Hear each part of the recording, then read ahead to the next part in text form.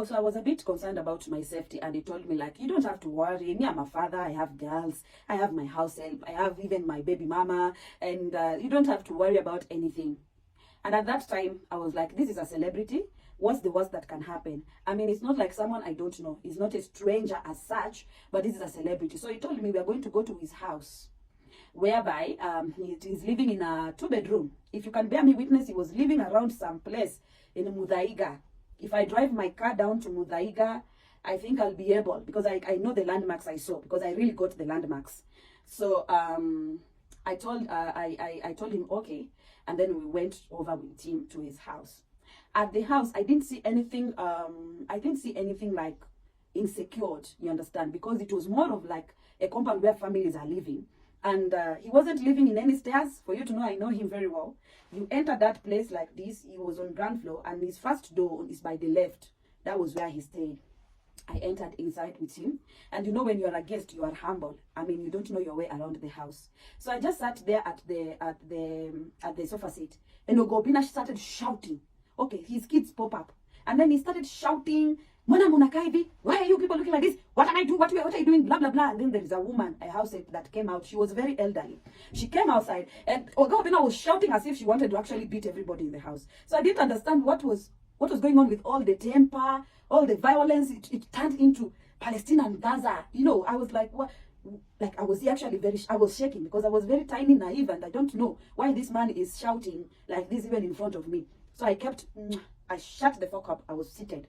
So nikikaa kwa kiti hivi, when I was seated on the seat like this, I was just looking like, what's going on? He shouted at the house help.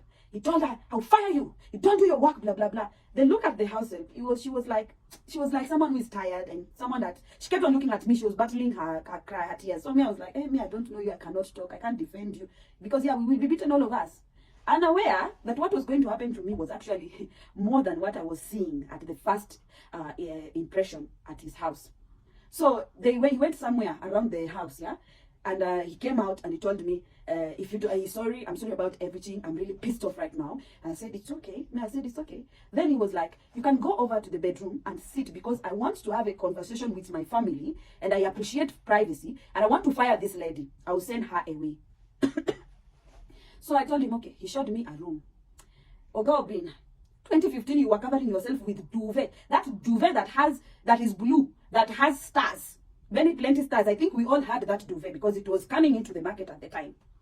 So his bed was looking, it was okay. I can't downgrade him, because at that time, things were not like the way we are now. So it was okay. The room was clean, and I sat down on the bed like this. The same way I'm seated in this bed, I sat down. But the room, when you enter the door, his bed is like facing on the side. That would be on maybe near the door. So it was more like I'm seated somewhere here.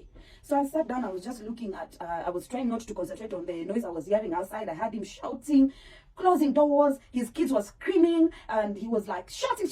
I was just hearing, I was like, are they beating anybody here? So from there, I don't know if the house help went anywhere, because it was like, let's say hapo imefika almost 7 ikiingia. After that, he sat down in the sitting room for some time.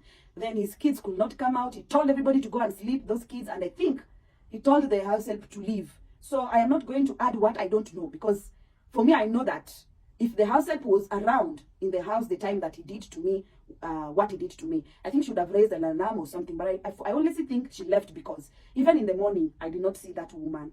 And she was a bit, maybe 35 years old. I did not see her again even in the morning. So now it's 8. I am worried. First and foremost, I've been traveling the whole day. I just ate something light in town. I'm actually very tired and very exhausted.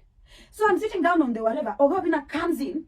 He was naked on top. He comes in, and he's already with, see, he was with a black short. I don't know where he changed, because me, I know he was dressed. So maybe he went to the backyard, or maybe they're washing area. I don't know. But he came with a short. Me, I'm like, Radaiko, you get, we're not a couple.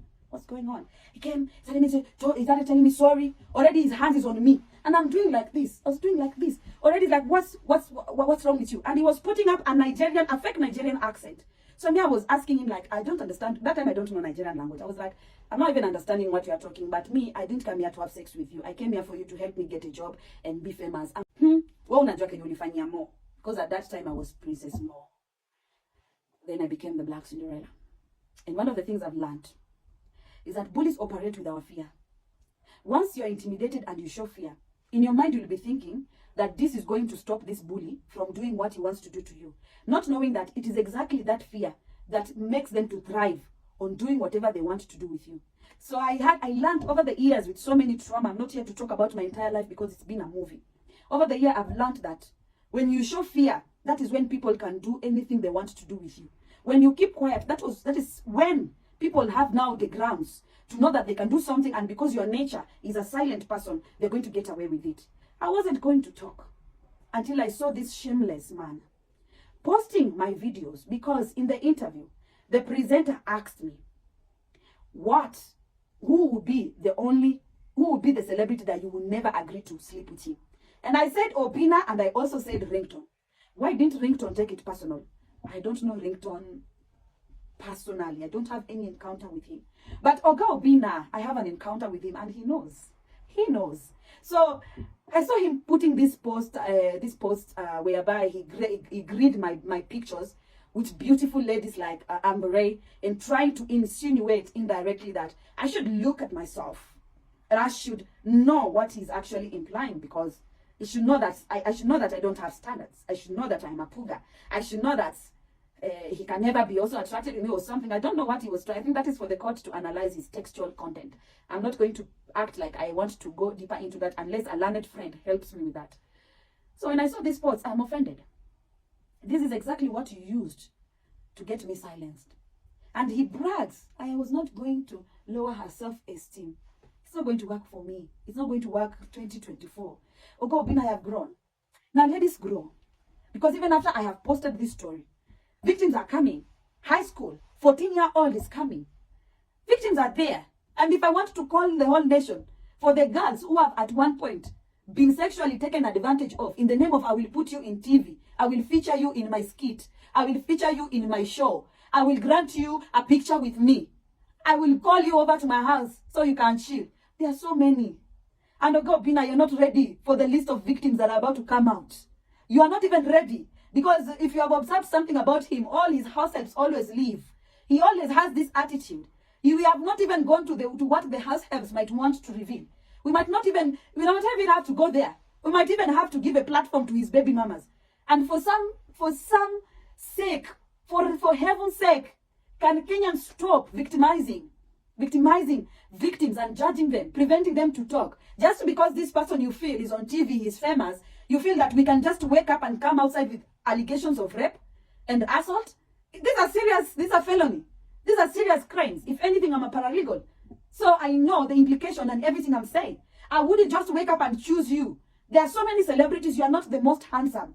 You are not the most best or the only male celebrities on TV. Why can't I wake up and say, that Yahweh did this? Why can't I wake up and say, William Tuva did this? Why can't I wake up and say, Jalango did this? No.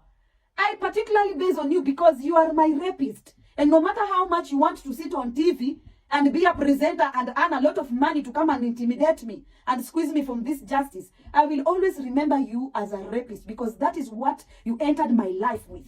That was the path you came into my life with. And that path is not easy for me to forget. It's not easy for me to forget. So I want Oga Obinna to actually know this, that Cinderella is not that small girl. I grew fat. I grew big. I grew with a platform. I grew with a voice. And I'm able to say that I can create awareness if I know that truly, before law, before man and God, that I cannot wake up and lie against a father. This is not your time for you to tell me about brands. I posted you. Did I post you? It was Flossy True Kid. Did I mention your name in a bad way? No. I only said that I can never want to sleep with you. You did not expect me to desire you sexually after raping me in 2015. It's not possible. You do not expect me.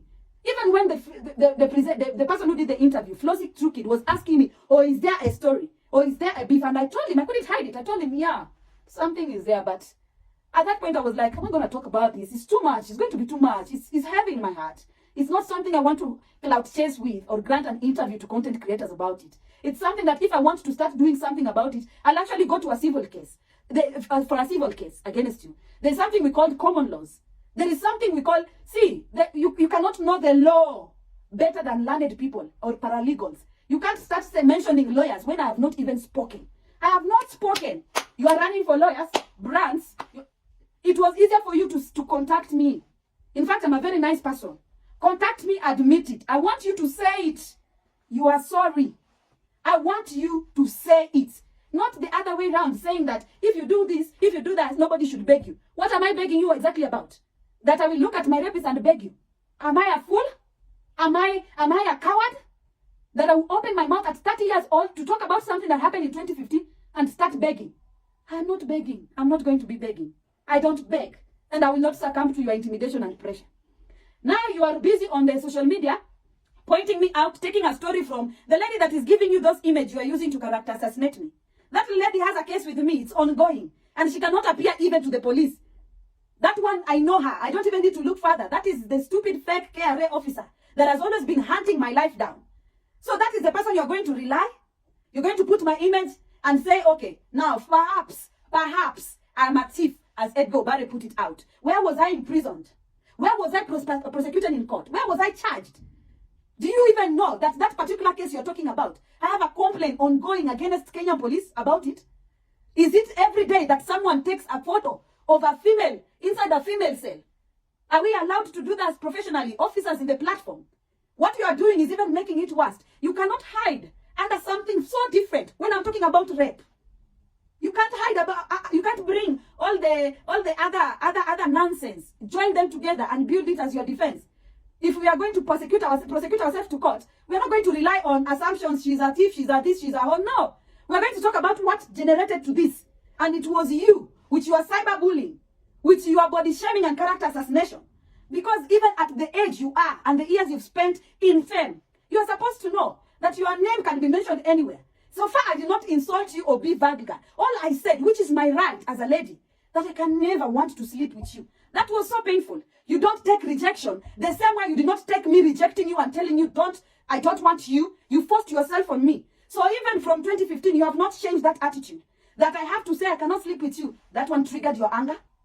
Oh, there is a motive why you raped me. Oga Obinna cannot handle rejection. It is evident all over his posts. And then you call lawyers. You shout lawyers. It's going to be a tough road.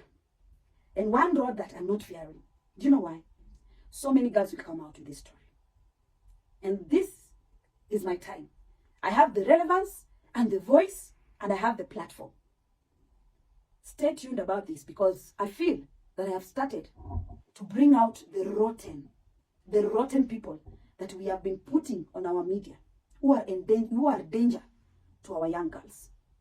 This is the Black Cinderella, Maureen Imbai. And my parting shot to victims is that if you never tell this story, I understand. If you never tell your story, I understand. I know it's not easy. It's shameful. You will come out. Someone who has never been raped will tell you, oh, hey, this. You come out to so many insults. You come out to people who don't understand. They don't feel your pain. But at the end of it all, what matters is that if you never say it out, another person is going to be a victim. And they are going to go through what you went through. So if you're out there and you've been raped, you've been molested, you've been taken advantage of, your human rights have been messed up with, I suggest you start talking now. Goodbye, guys.